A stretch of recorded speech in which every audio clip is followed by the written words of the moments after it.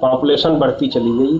कुछ और सामाजिक कारणों से भी पॉपुलेशन बढ़ा, वो लोगों को समझ है। उसका इलाज एक दूसरा है, लेकिन जितनी पॉपुलेशन साइंस के दम पे बढ़ गई, साइंस का विकास हुआ, आज हर बात का इलाज है, ज़्यादातर कोशिश करके लोग जी जाते हैं और उससे लाइफ ज़्यादा हो गई। आदमी 50 साल में मरता था, अभी 60 साल एवरेज लाइफ है। कोई 70 जाता होगा, कोई 40 में मरता है, एवरेज आता है 58, 59, 60। तो ये लाइफ भी बढ़ गई। इतना लाइफ को फीड करना है, ये जो एडिशनल 10-15 साल की लाइफ बढ़ गई, इसको लोगों को उस दौरान खाना पीना देने का साधन होना चाहिए। वो क्यों आए, कैसे आए, वो 66 के ज़माने का कोई आदमी हमको नहीं दिखाई दे रहा है जो उस समय आप भाई साहब है कि खाने कैसे अटते थे लोगों के घरों में। शायद एक आध मीटिंग खाना नहीं होता था, उस ज़माने का कोई है नहीं। और जो नेतागण उस ज़माने में थे, विदेशों में गेहूँ मांगने थे। आज कई देशों के लोग पैसा मांगने जाते हैं विदेशों में, उस ज़माने में गेहूँ या अनाज मांगने जाते थे और अनाजों की चोरी होती। कलकत्ता में वो घटनाएं, वो बंगाल की घटनाएं, अगर किसी ने इतिहास में पढ़ा होगा तो पता होगा कि 10 किलो 5 किलो अनाज के लिए लोगों की जान चली जाती। आज वो समस्या के बजाय क्वालिटी की बात आ गई है, जैविक खेती की बात आ गई। वहाँ तो ज़रूरत पड़ गई कि भाई ये केमिकल डालो, वो केमिकल डालो और ज़्यादा से ज़्यादा प्रोडक्शन करो ताकि सबके पेट में अनाज आए। ये जो लड़ाई झगड़े हैं अनाज के लिए, ये सब बंद हो जाए। धीरे धीरे वैसा हुआ, लेकिन अब प्रॉब्लम ये हो गई कि वो केमिकल इतने असंतुलित हो गए। जीवन हमेशा संतुलन से चलता है। हम सब बचपन में अपने सर्कस देखते हैं, वो बांस लेकर के दूरी पे चलने वाला।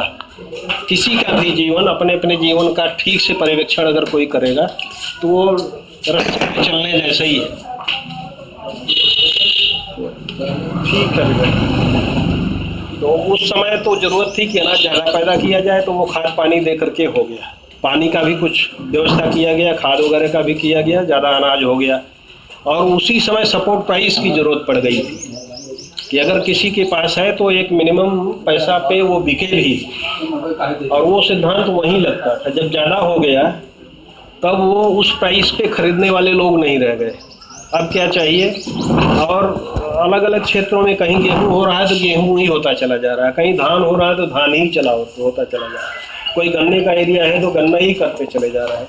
ज़रूरतें बहुत किस्म की हैं। हम जितने लोग यहाँ बैठे हुए हैं उनमें जो है हम साथ में खरीदार भी हैं और कुछ बेचने वाले भी हैं। गेहूँ बेचेंगे तो अगर खरीदेंगे तो हम पे दोनों नियम लागू होंगे, खरीदने वाले भी बेचने वाले भी।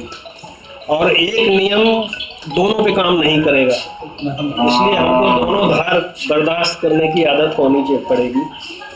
तो यहाँ सपोर्ट प्राइस टूटने की भी गुंजाइश है।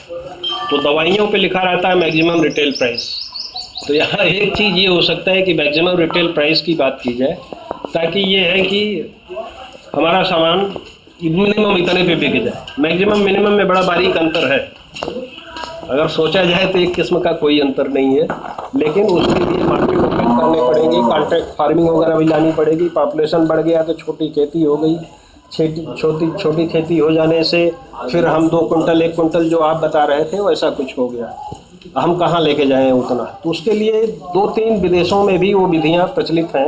एक को कहते हैं कोऑपरेटिव फार्मिंग।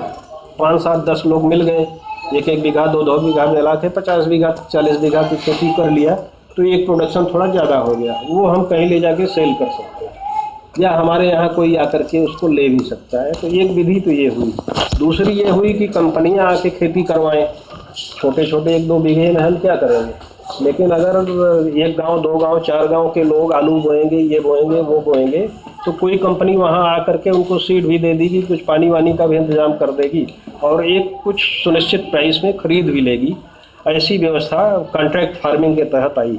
ये उसी का जवाब है कि छोटे किसान हो गए।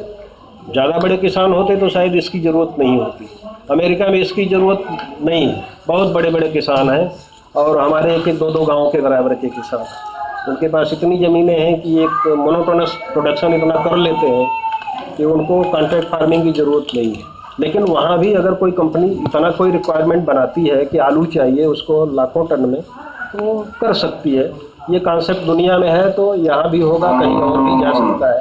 आते जाते रहते हैं। इसीलिए कॉन्ट्रैक्ट फार्मिंग की बात आ गई कि हमारे खेत छोटे हो गए, परिवार में बंटवारे ज़्यादा हो गए। तो एक तो जवाब ये मिल गया। दूसरा वो मिनिमम प्राइस सपोर्ट प्राइस वाली बात है। जब प्रोडक्शन बढ़ गया है, सपोर्ट प्राइस स्टैंड नहीं करेगा, क्योंकि वो बहुत ज़्यादा हो गया। गवर्नमेंट की एक सीमा है, किसी भी बच्चे को आप बहुत दिन तक सपोर्ट नहीं कर सकते, एक दिन हाथ आपको खड़ा करना ही है।